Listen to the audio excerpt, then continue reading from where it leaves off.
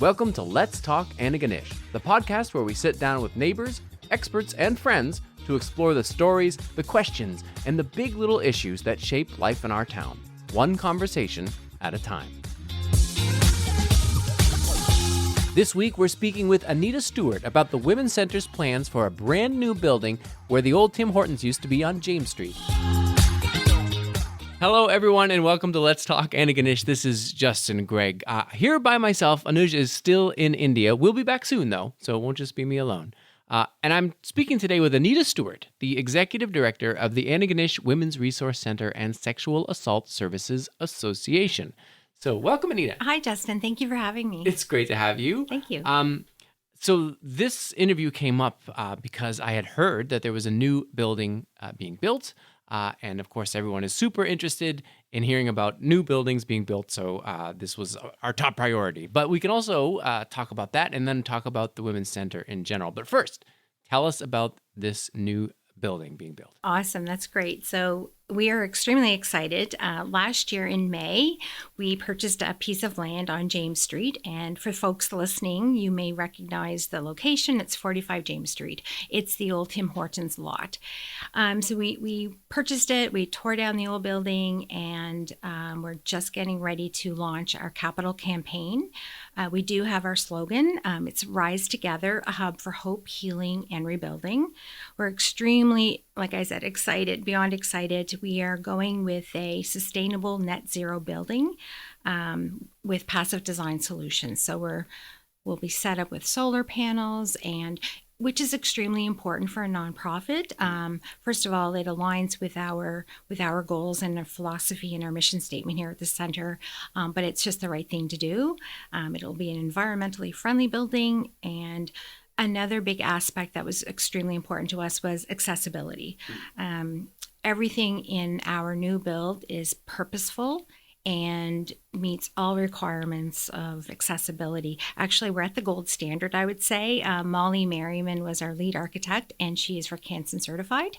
So every office space, every community space, every meeting space is accessible. So which is extremely important. I super want to get back to the details of the building because I'm excited by building stuff. But for our listeners, many of whom may be new to town or don't know necessarily what the Women's Center does, let's just give folks a sort of general overview of the Women's Center, what it is, what it's about, its philosophy, and what services it offers. Sure. So I hope you have a few minutes. So. Sure. We have many hours of recording time. Yeah. Great.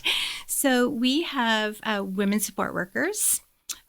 We have a trauma therapist. Currently, we have a second trauma therapist who is a student. So we have the capacity to take students here and support them in their practicum. We also have the SANE program, the Sexual Assault Nurse Examiner program. We have Healthy Relationships for Youth, which sees our staff members go in and facilitate and get students ready to facilitate the Healthy Relationships for Youth program. We have a medical clinic, the Lindsay's Health Clinic. So we have Dr. Maura McLean, who is on staff, and we will be getting a nurse practitioner by the end of September. So we're really excited about that. More to come. People can check out our website and social media for updates on that. We also have a health and wellness coordinator. Allison has started in her role approximately 8 to 9 months ago. She's busy doing a lot of training right now. And one of the things she's extremely excited about coming up in the fall is she is getting trained to become a menopause doula. So that will help with women on the journey of menopause and all the things that come with that. Some of these services they sound like you make an appointment and you come in, but like the SANE program or trauma therapist, is this a location where people come to like in the middle of the night with a crisis, or do you have hotlines, or how does that work? So for the SANE program, the victim of a sexual assault or domestic violence would present at one of 4 hospitals. So our coverage area is quite large. So we cover New Glasgow, Pictou County, Antigonish, Guysborough, and the Strait area. So there's 4 hospitals in which a victim could present herself or himself. Our SANE nurses would respond to the hospital and basically give power back to the victim and ask if they wanted sexual assault kit completed. If not, that's totally fine. Our CMP involvement is also up to them. Our SANE nurses are phenomenal. They support the victim, and it's really important to give the power back to them and let them lead how they are going to proceed in that journey, that unfortunate journey. With our trauma therapist, we do have a wait list, but we're lucky enough to have a student, and we usually have a student, and we will have a student for the next year and a half. So we'll have 2 trauma therapists on staff. You would have to call and make an appointment, but of course, people are triaged depending on the need, and the need is high and the need is great, and we know that. So our trauma therapist would triage. For example, a reason for triage may be a recent sexual assault. Our trauma therapist would triage that person, and that person would be seen very quickly. Mm-hmm. Yeah. Mm-hmm. And so the health center itself, does that function like a traditional like family doctor kind of situation? Not really, no. If you have a family doctor, we encourage you to stay with your family doctor because, some people are in challenge, have a challenge right now. They do not have a family doctor. So if you don't have a family doctor, you can call our clinic and make an appointment. But once again, the need is high. And as doctors retire or leave their practice, we are seeing a greater uptake for sure on calls and need for health services. Yeah, and there's immigration consultation as well. Yeah, so we do immigration support. We also are a settlement organization. So our immigrant support workers rather, do settlement plans. They meet newcomers where they're at when they arrive here in Nova Scotia, or more specifically Antigonish and Guysborough, and they can help get their permanent residency status, working the paperwork that needs to be completed, anything to do with immigration. We have three staff members that will assist. Yeah, and I know from the website and speaking with you before that you have a lot of contact with the other organizations, other nonprofits and charities and support. Yeah, absolutely. So, if someone was to present here with a housing issue, we would quickly refer to a roof over your head, but we wouldn't just send the person off. It's a phone call. So a support worker here would reach out to a support worker at a roof over your head, and that's where the collaboration takes place, and which is extremely important. We also work closely with the Naomi Society. It's just important that we always remember the client is the most important thing, and we need to do what's best for them. So if that means referring out to another organization, it's great to have those relationships and that collaborative approach. Great. And so people call it the Women's Center. I think that's sort of the shorthand most of the time still, although there's more to it. But you're mentioning that it's not women only. On the website, it definitely specifies women, girls, two-spirit, trans, and non-binary people. Absolutely. But you said men as well? Yes. So our SANE program sees all genders. And I know there's very low reporting when men are sexually assaulted, unfortunately, due to stigma and many other reasons. But we absolutely, would encourage anyone to come forward, and our SANEs do respond. Our trauma therapist is also open to seeing all genders, and she does. And it just comes down to capacity. Yeah. For sure. Our newcomers, we have a separate entrance for our newcomer office, and we often have families like mom, dad, family, children coming in, which is really great to see.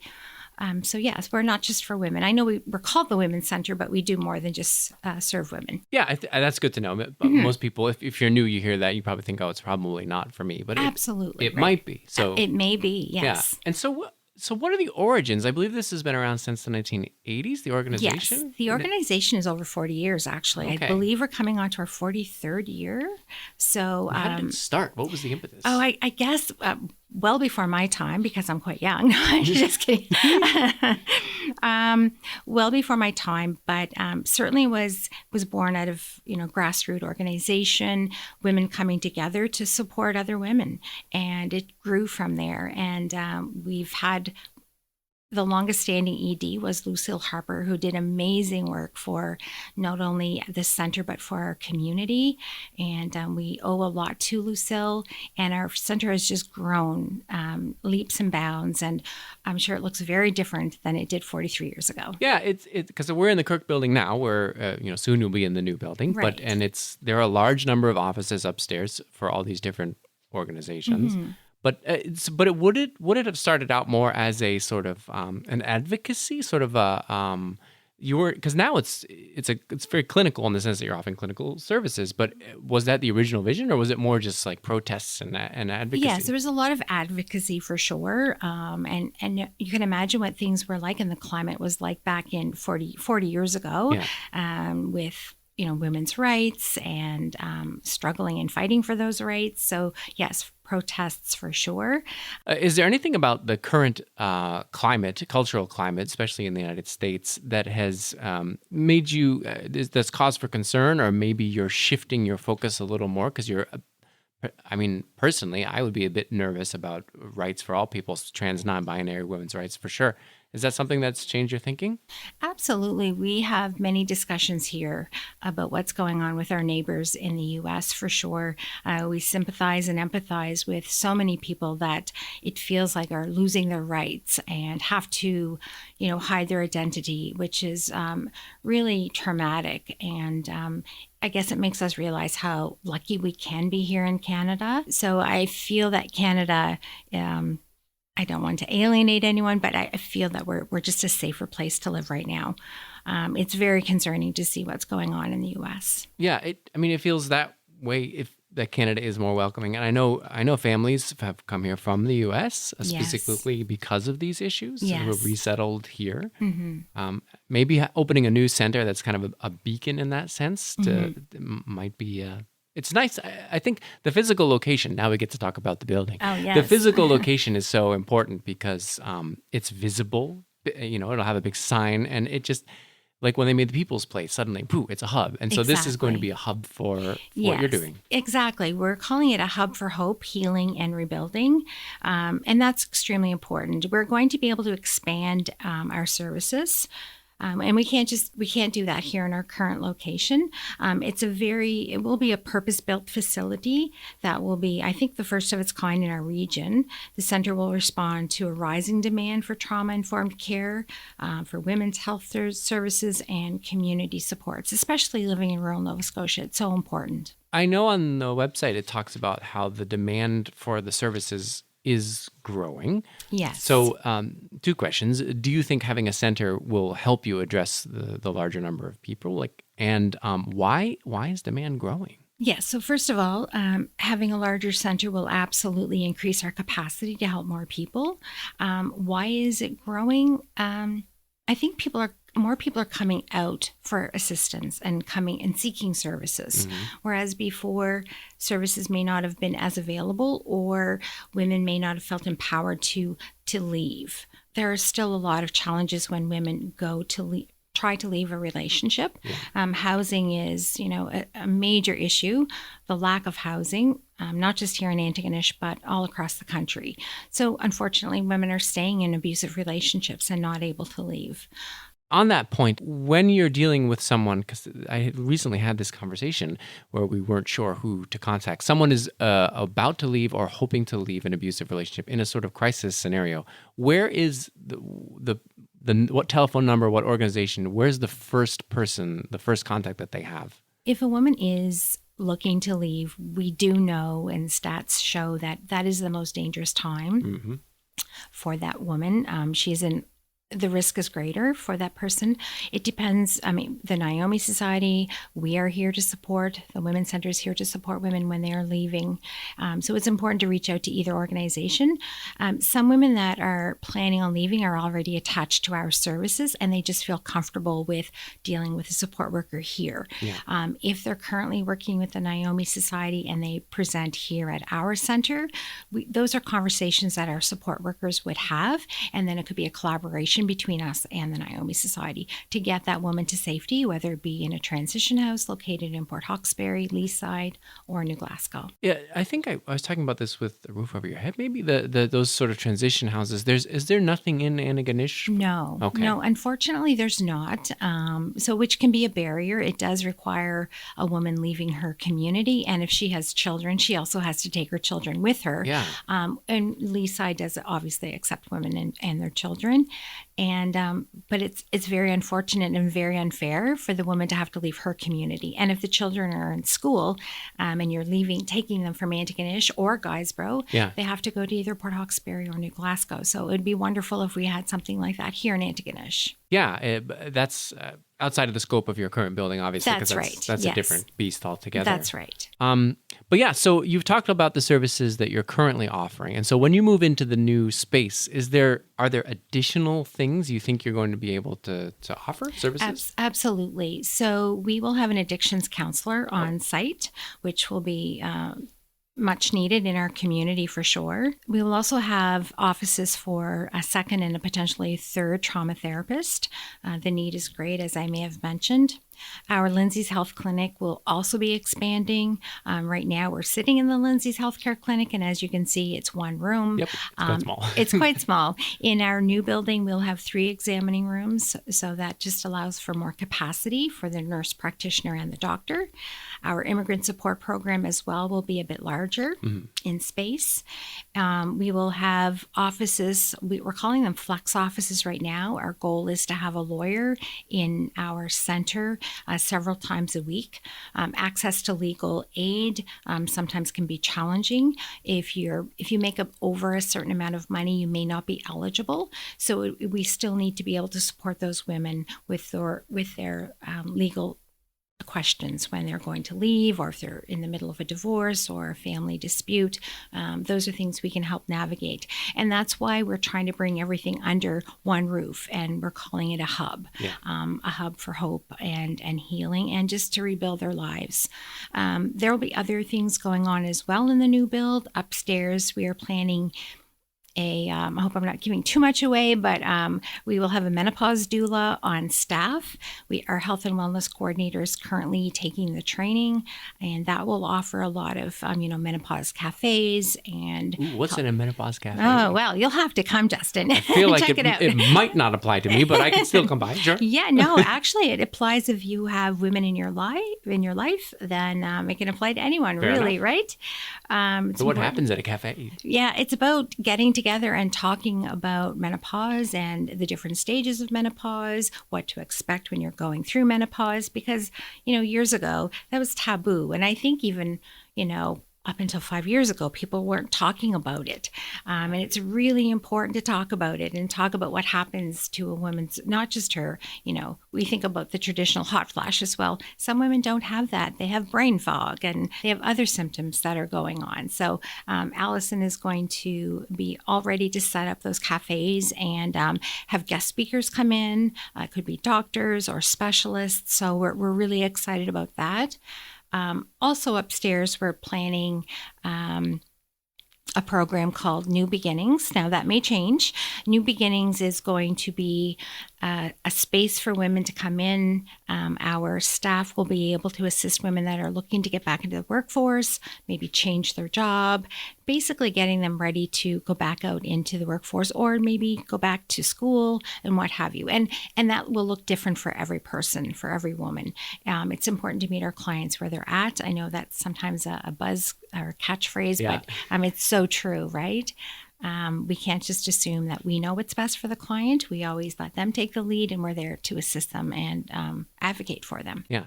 Are there any programs that are specific to pregnancy and childbirth? Do you have childbirth doulas as well, or midwifery services? Funny that you say that. No, we currently don't, and we do have midwives in Antigonish, so we're going to stay in our lane. But Allison, once again, our health and wellness coordinator, is going to be trained as a birth doula. Now, that doesn't mean that we're going to be birthing babies at our new center, but it'll just be guiding women through their pregnancy, and Allison will be able to do that as well. So a menopause doula and a birth doula. So she has quite the portfolio. Yeah, the whole spectrum. Yes, exactly. So now it's time to talk about the building, which is, I'm very excited. I'm a person who's super nerdy into like eco builds and whatever. And so it's going to be a net zero building. That's something that's been important to you and to everyone to have it be eco-friendly? Absolutely. It just follows along our philosophy and our mandate and what we believe in here at the center. As you mentioned, it will be a passive design, net zero. It will make us sustainable financially. There is people often think that to build a passive design net zero, you're spending a lot more money up front, which can be the case in some situations. But with this particular build, we're looking at potentially 5 to 15% more. But the payoff will be great. I am excited about this because the company that you're using is Passive Design Solutions, and they specialize in these passive houses, Correct. Which are hyper insulated to the point where sometimes they say if you design it correctly, you don't need any central heating at all. Like turning on the toaster in the morning is enough to keep your house warm. That sounds impossible and fanciful, but it is entirely possible. And in fact, in Europe, these are very common. And I know my friend Adrian Cameron, he built one of these houses out in Arisaig not too long ago. And it is slightly more expensive, slightly being 10 or 15%, but like essentially you will have no heating for the rest of the buildings. And that saves you potentially millions of dollars. Absolutely. And that's so important for a nonprofit to maintain its stability and its sustainability. So it's extremely important. And actually, one of our staff members, you just mentioned Mr. Cameron, actually built her house, and it's a passive design. Wait, and built your house? Or no, one of the members? One of our staff members. That must be the people I'm thinking of. Right. Yes, no doubt. Okay, and, so that's how you... Is Adrian building this? Now I'm just advocating for Adrian exactly. Cameron construction. Well, we're not there yet, so we haven't put anything out to tender. So that's a bit early, beginning stages. So we're not quite there yet. So. Well, I'm excited. You're trailblazing in a sense because you're building a large-ish building here in town to these standards and protocols, which are common in other parts of the country, less common here. Mm-hmm. And I think it'll be an example for other new builds as well. So. We're hoping so. We're hoping that, it truly will be the first of its kind in our region. So we're excited to be a leader in that respect or in that regard. So, we'll welcome people to come in and check it out when it's ready. Yeah. So to wrap things up, is there anything that the general public doesn't know about what the Women's Center is all about, or often gets wrong about what it is in terms of the services you offer and the things that you do that you wish you would sort of, clear the air? I guess the biggest misconception is that we are only here for women, and that's just not true. We serve all genders depending on what the issues are. As I mentioned, our SANE program is for all genders, and our trauma therapy is for all genders. Immigrant support serves everyone, all the newcomers that come here that are in need of settlement plans. So I guess that would be the biggest misconception. Yeah, so for a listener that's listening and you've heard these list of services and you're thinking, oh, maybe that doesn't apply to me, it might. So you might as well ask. Exactly. And it's quite easy. You call 863-6221 and you're going to be met with a lovely voice on the other end, Karen, who is our Women's Services Coordinator, and she can direct you and provide you with guidance. That's great. So to finally wrap things up, when is this building going to be open? Do you know? Well, right now we have a lofty goal of 2027, 2 years. So we're hoping. We don't have a start time for when we're breaking ground, but we're in the process of lots of meetings with government, federal, provincial. We just did a presentation to Antigonish town, and we are planning to do one for the municipality as well. Not so much an ask from the town or the county, but more informational. They are our community partners. It's important that we keep them apprised of what we're doing. And will there be a fundraising campaign that the general public can contribute to? Absolutely. Okay. So we're getting ready to launch our capital campaign, Rise Together, a hub for hope, healing, and rebuilding. More to come on that, and we'll have a bit of a big splash when that happens. Cool. And maybe we can talk again, Justin. For sure. And for all my nerds out there who like eco buildings, and you should just contribute to the campaign in order to see a cool building. Absolutely. Otherwise, everyone should be contributing anyway because of all of the amazing services that you do. Which, to be fair, before we had this interview, I was looking up what you did, and I was stunned at the number of services you do offer. I didn't even realize half of them existed. And I truly think I probably missed quite a few, but our website outlines all our services, and it is a wonderful website. It's a good website for sure. Well, Anita, thanks a lot. This is great. And yeah, maybe we'll get back together when you break ground, or certainly when it opens up so we can celebrate it awesome. Soon enough. That's great. Thank you so much for having me, Justin. And you'll have to say hello to Anuj for me. Yes, I'll see him again at some point. Awesome. I've been That's chatting great. with him. He still does exist. Good. He'll be back in town soon enough. Okay, Great. bye-bye. Thanks, Justin.